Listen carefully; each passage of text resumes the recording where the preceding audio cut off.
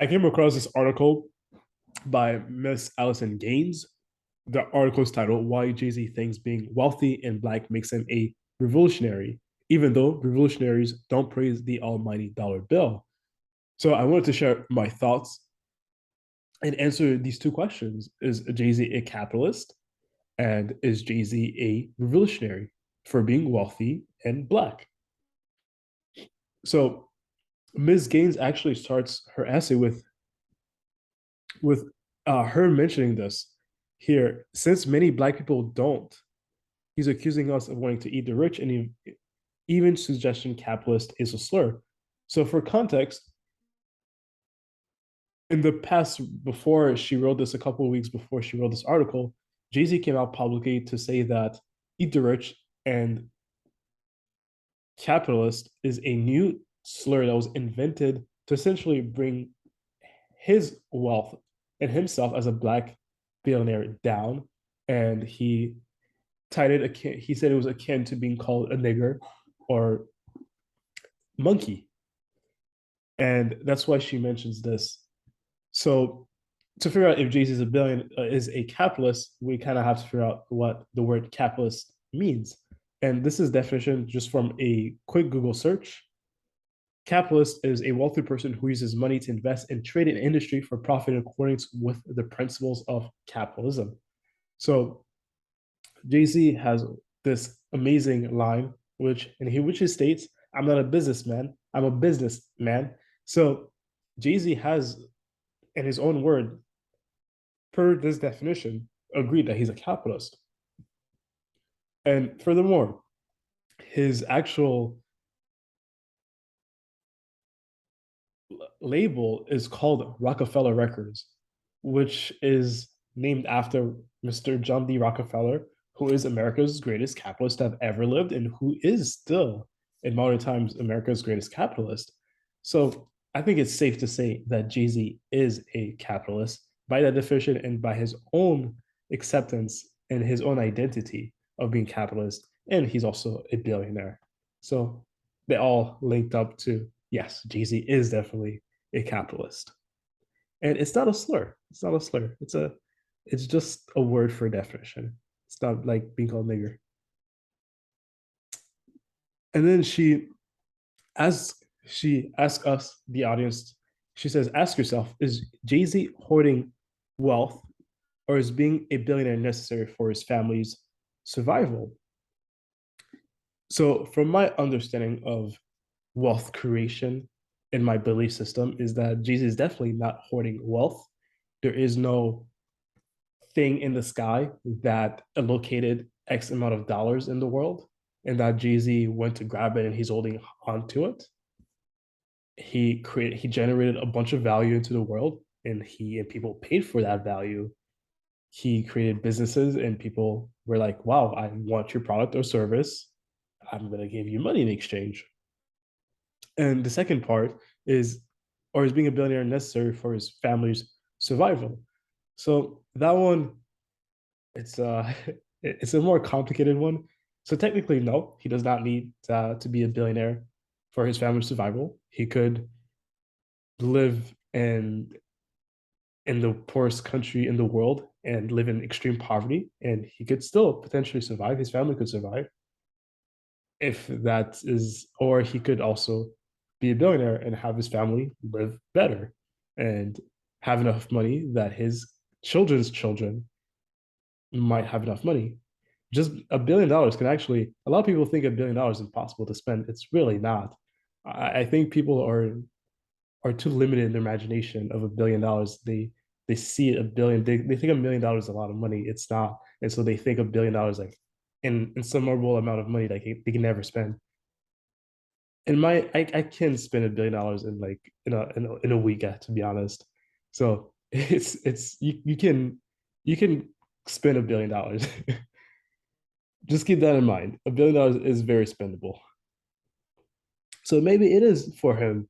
Like he talks about, which later on Ms. Gaines talks about in her essay, that generational wealth is key. So what's a great way to have generational wealth is having a lot of capital to actually build that generational wealth.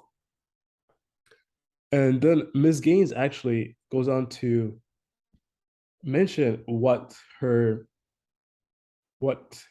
definition of revolutionary is.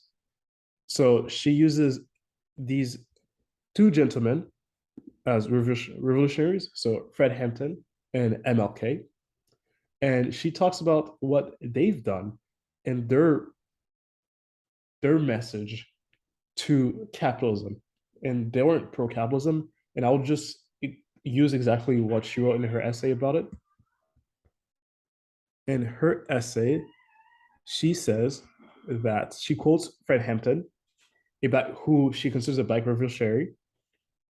He was the deputy chairman of the National Black Panther, and in which he says that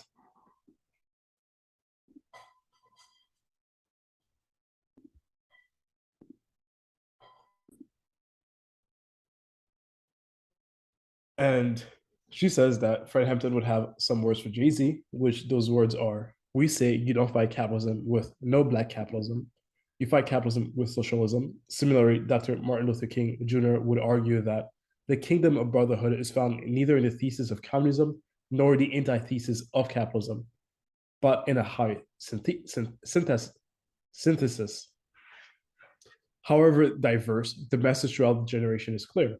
Black revolutionaries don't praise the almighty dollar bill, they empower and uplift Black communities. So that was her definition of revolutionaries. And then she went in to talk about Mr. O.W. Gurley, who is the founder of Black Wall Street.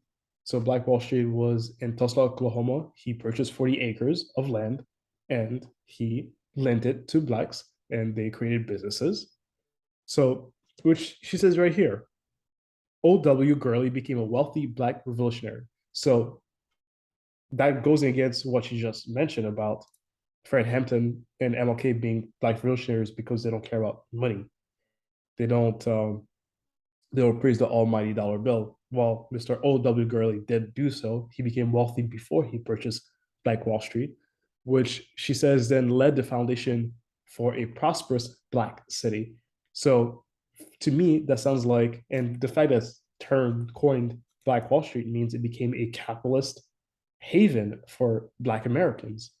So it seems like capitalism is not an issue, according to her definition of a revolutionary.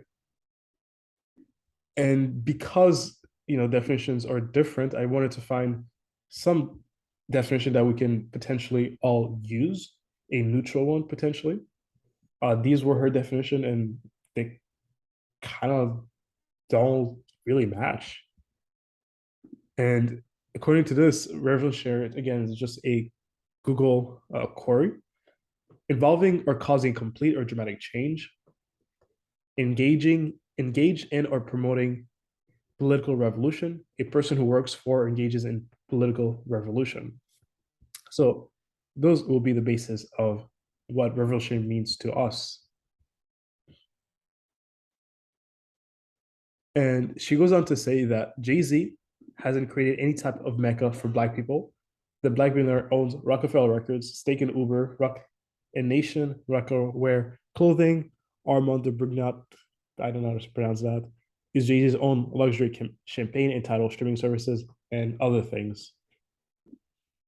So these are the ways that Jay-Z has accumulated generated his wealth.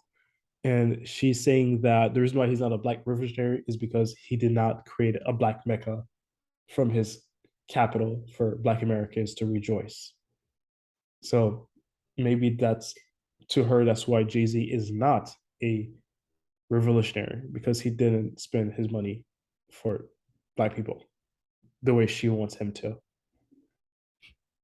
And then so she then goes further to say that the 52-year-old rapper is salty that many black youth see him as an op rather than a hero. Certainly, we're the bad guys for expecting black revolutionaries to be revolutionary. So I do think that if Jay-Z is salty that they see him as an op rather than a hero, he should be. I don't think he should be regarded necessarily as a hero. I do think he should be regarded as a point of inspiration as a black male who came from poverty to be able to achieve wealth in a society that made it hard for our people to be wealthy. I do think that it's a point of inspiration.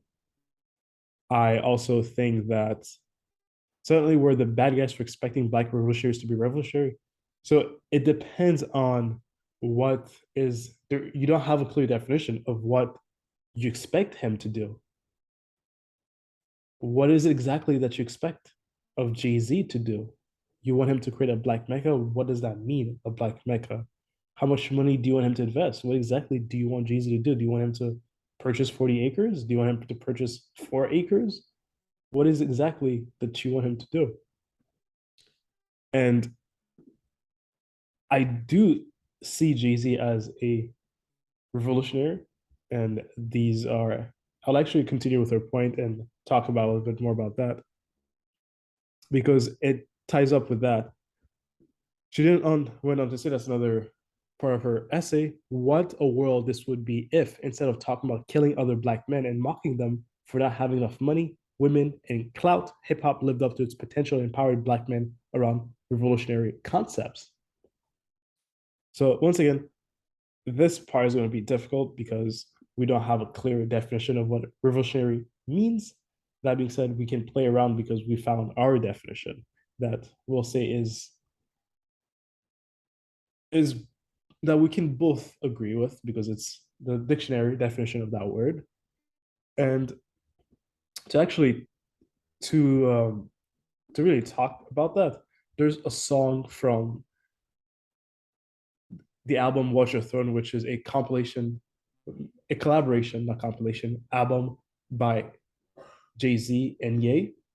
And the first slide actually I'm going to share is actually by Ye. So we're not going to focus on it. It's important.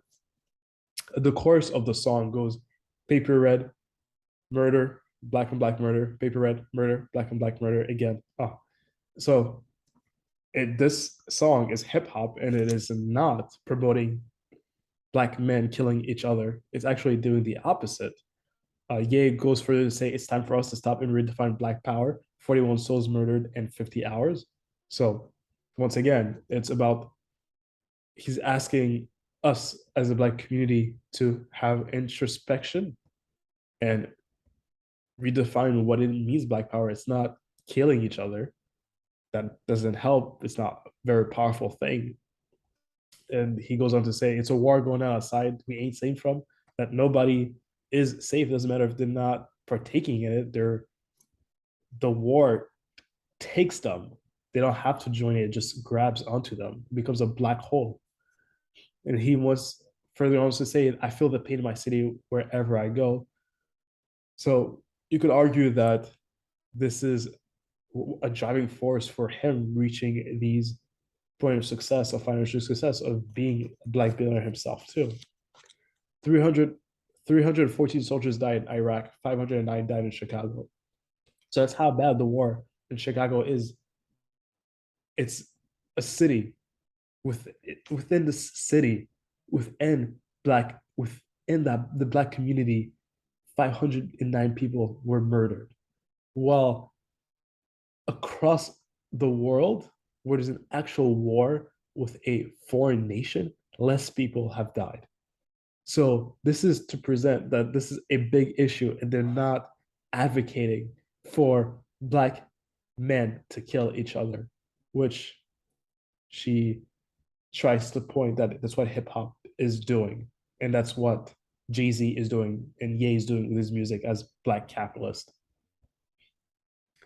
Furthermore, Jay-Z does talk. The song is divided into two parts: murder and excellence. And this is actually important because Jay-Z is, which you might disagree, he sees himself as fighting for the community, being revolutionary, and the fact that he is watching the throne. Here he says, niggas watching the throne are very happy to be you. Power to the people when you see me, see you. So it is this idea of a black man being in a position of power and allowing other black men to see what's achievable, that they can also reach that, to see somebody who looks like them. Now, not all billionaires, all people that have influence, because a billionaire is not just somebody who has wealth, it's somebody who's created jobs for people, is somebody who's created value to people. Like Jay-Z has created value through his businesses, and people have paid for it. And the packaging of his the liquor is jobs that people now are able to get. Now they can feed their children. And he's simply asking for us to be united and not to send shots at him saying that he is being a because he's a capitalist, he's a terrible person, and that we were sending strays at him. Like he's already fighting, just like we are fighting the system, and we are not aiding by writing things of that nature. If we it is good to criticize, because he is not a perfect individual. It is good to criticize, and I would say that's I'm glad you actually wrote this. It's a criticism to figure out. Perhaps if he reads this, he could figure out what he can do, or other black capitalists can also figure out what they can do. I would highly advise when you do so, give some kind of idea of what should be achieved, and not just say you're not doing what you should be doing, and you're not saying what it should be doing. And you did provide examples, they were just conflicting examples. So maybe give something clear and figure out exactly what should be done. And to continue with the revolution that's happening, is he talks about being next to president. So that's actually him using the money to get influence, which Adam Smith talks about, who is coined the father of capitalism, talks about that money does not give you power, it allows you to buy power. So Jay-Z has used his money, his wealth, to get a seat at a table next to the president, this person that is influencing this entire nation. And so this is another thing that's revolutionary in itself, that this person is there to influence the head of state. And then he further goes on to talk about only spot a few blacks the higher I go, which I'm sure you've noticed that if if you have a master's, so you've definitely seen that the higher you go in your educational system, that the less black people you see, and that's even further furthermore so when it comes to socioeconomic positions. There aren't that many black billionaires. There aren't that many wealthy black people. There's Miss Allison actually presented a stat that 80% of wealth, more than 80% of wealth in America is owned by white households. So, and then he mentions that he wants that he it doesn't think that him and his friends being billionaires is enough. That we need a million more wealthy and black people that have power and influence. That he's kicking the door. So to me, that sounds revolutionary, what he is doing, even if he was to never give a dime to the black community, because it's his money. And what he's doing right there is important. A lot of rappers have mentioned that him sharing, like he did in his albums, has helped them financially to understand what to do and how to move around. And he goes in actually in his verse, and God did, which he says, nobody touched a billion until Hove did. How many billionaires can come from Hove crib? I count three, me, yeah, and Rip. So out of out of his reach of this billionaire status, he didn't just hoard this wealth. He actually showed people how to get to that same status. He's not hoarding wealth. He's he's showing how to do it. It's like I said, it's not a limited amount of money in the world. And he's just showing how to create value and get money. And then he goes on down the verse. I got lawyers like shooters working pro bono for him as a favor because I throw them M's. So with his money, he's able to hire lawyers to work pro bono cases. So that's to help other people that have been put in positions where the system is wrongfully putting them in jail. And once again, that's revolutionary to be able to actually fight the system and win cases. He gives an example where it says, "Me and Meek could never beef. I freed that nigga from a whole bid." So when Meek Mill was arrested, the hashtag Free Meek Mill was being thrown around. It was being thrown around on social media, on Twitter, things of that nature, on a white platform. And who was able to actually get a lawyer and bankroll the case was actually Mr. Jay-Z, the black capitalist, who is revolutionary, who's creating change politically. So, according to that definition of revolutionary.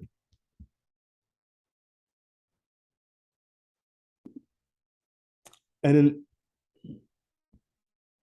she goes on to say that the Black Panther Party, for instance, considered black men and women who created survival programs that fed poor people in their community, provide them with free shoes, legal aid, and nutrition classes, and manage ambulance services to communities rejected by white service providers, to name a few.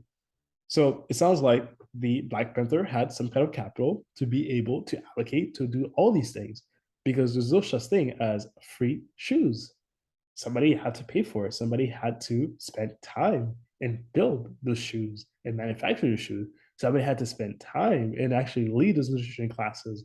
Somebody had to actually become a lawyer to provide legal aid. Somebody has to drive the ambulance. Somebody had to pay for the ambulance. Somebody had to pay for the gas for the ambulance. So all these things required capital, which is part of the capitalism. Capitalism. So it had even the great Fred Hampton, who's anti-capitalism, partook in that system. Now, I don't want to get too into it because I don't know too much. I'm not gonna lie. I don't know too much about it. It just seems well, capitalism had to flow. There's capitalism in the Black Panther. There's capital flowing around. She then says this line: "A black revolutionary does not prioritize profits over people, and that's what a billionaire does." So it seems like in the left, in the liberal, there's this idea that billionaires are these evil egomaniacs who have stolen wealth from people. Like again, there's a limited amount of wealth and they've stolen it and they're hoarding it, and just so people can't eat. Like if Jay-Z currently, I'm not entirely sure how much he's worth. Let's say he's worth $1 billion. If he gave $1 to everybody on earth, then the world would be better. No, the world would definitely not. It would do nothing. Most people would have less than $1 from Jay-Z and their life would not be any better. So that hoarding of wealth, that's just not real. And even if it was real, again, what would less than $1 do if he gave it all away instantly? Nothing. So, and like when she spoke about the things he created, again, it's Rockefeller Records, takes an Uber, Rocket Nation, Rocket Wear clothing, his his liquor and title. So these are all luxuries. So he is just providing services to people and people are just paying him money. So he's not prioritizing profits over people. He's prioritizing creating something for people and people are giving him money and he's earning a profit off of it because he's a businessman. And that's how businesses continue growing and stay there. And she goes on to, let's say, Jay-Z felt the number one rule in the hood, forgetting where he came from. Talking about generational wealth is key while ignoring the fact that white households hold 86.8% of overall wealth in the country. So yes, Jay-Z talks a lot about generational wealth, and she talks about how he forget where he came from. Jay-Z in his music, maybe she has never listened to his music. He talks about being from Marcy Projects. It's part of his epic. It's his story that he started from Marcy Projects and he became a billionaire. He says that he's the first person out of the housing projects to touch a B, like a billion. So he does not forget that. He very very much remembers that. I don't know if she wants him to wear a hat that says from Marcy Projects, or a shirt, or a sign that follows him all around, so that she can see that he remembers. And yeah, Jay Z doesn't talk a lot about white people owning 86% of wealth. That being said, in his verse, he does mention that he notices that the higher he goes, the less black people he sees. So it's not something foreign to him. He's seen it. He sees that when he was in poverty, that was predominantly black, and the higher he goes, the less black people he sees. So it's not something foreign to him. He is very much aware, and and then so that's that. How can you expect black people to pass down generational wealth when they didn't have any to pass down to begin with? Brother, we need reparations and restorative justice, and you are hollering about generational wealth is key, as if black people don't already understand that. So she asked, how can black people pass down generational wealth if they had nothing to begin with? And she's stating that question to a man who is black, who also had nothing, and who created wealth to pass down to his family. And she asked the question, does his family need him to be a billionaire? So that makes no sense. He presented to you how to do so, how to pass down wealth by creating wealth in your lifetime through businesses. And he did it through multiple avenues. So there's multiple ways to do it. You can do clothing, you can do music, you can do tech, you can do alcohol, you can do what's called, I think Rock Nation is management services. So he's presented like five wealth creation, how to do so in your lifetime. Like this man is only 52 years old, and he's accumulated $1 billion of and more of net worth. So yes, he is preaching and he's practicing it. He's shown us how to do so. And she just goes about saying that we didn't have anything to pass down to begin with. So what? Neither did he. And she says, as if black people don't already understand that. It seems like you don't understand that because he showed it to you, and you're talking about him being a capitalist. So clearly, he is giving you examples of how to do so. She says, "Brother, we need reparations and restorative justice." So I have a qualm with that. Like that sounds amazing. Like reparations, that we get reparations for the work that our ancestors did. And I would argue that the fact that we're in America and that America is a prosperous nation is in itself a type of reparation, which is, I do think that's going to catch some flack about that because you're not in another country. You didn't move from America. So you see what's there. You see the benefits of America. You have a healthcare system. It might not be great. You went to university here.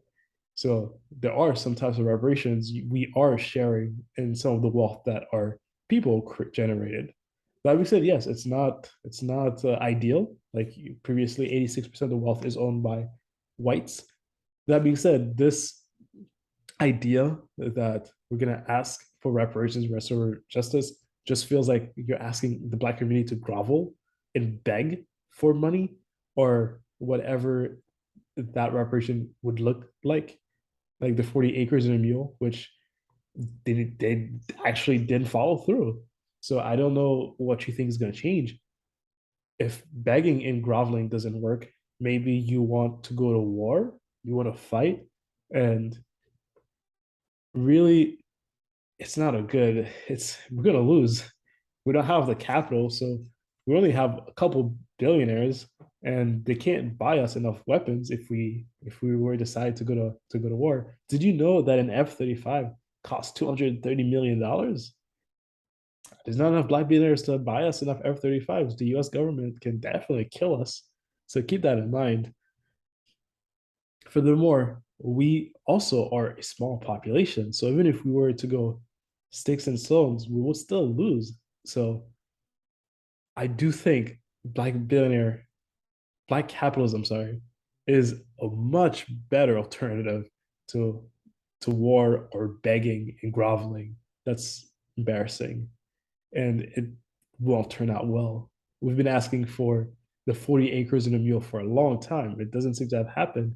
Another thing actually is if it's money, let's take for example, who are we taking that money from? Because the people that enslaved us, they are dead. We can't take them to court. So the only thing we could do is take money from their descendants. And how do you track which descendants got their money from the slave trade? And how do you take that money from them in a just way? So those are just some questions. I would actually love to see what ideas you guys have, or Miss Allison, if you have any ideas, I would love to hear it. I haven't read too much about reparations because I don't really see it as a viable option. I would still love to hear it so I could be educated. And the last thing that to conclude, she says, but the problem is Jay-Z, born Sean Corey Carter, got rich and didn't give back substantially to the community or help to lead a revolution through his music. So I don't know what that means substantially, what she means by giving back substantially. What does that amount mean? Does that mean I'm assuming $10 is not enough, is not substantial? Is $1 million substantial? Is $10 million substantial? Is 100 million? What is substantial to you? And why does he have to give back? Like, where does this idea come from? Did he borrow from the black community? Did we come together and give him a loan to go and become successful? And now we are asking back the interest of that loan? Because I honestly don't understand. Like, he didn't take anything, from my understanding. Maybe he did take money from the black community and I wasn't aware of it. In that sense, like like there's a formal contract and Jay-Z accepted some upfront capital and now he needs to pay back his interest. And the last part, or help to lead a revolution through his music, I disagree with that part. We've went over. He has helped lead a revolution through his music. What kind of revolution are you seeking? Is it something specific? Is it some kind of war? Is it him purchasing land in a specific place? I'm not entirely sure what kind of revolution you're looking for. That being said, those were my thoughts on this article. I'm looking forward to seeing Mr. Jay Z reach trillionaire status and to see more black billionaires, more black capitalism to take forth and prosper. And let me know what you guys thought of this. Thank you for watching.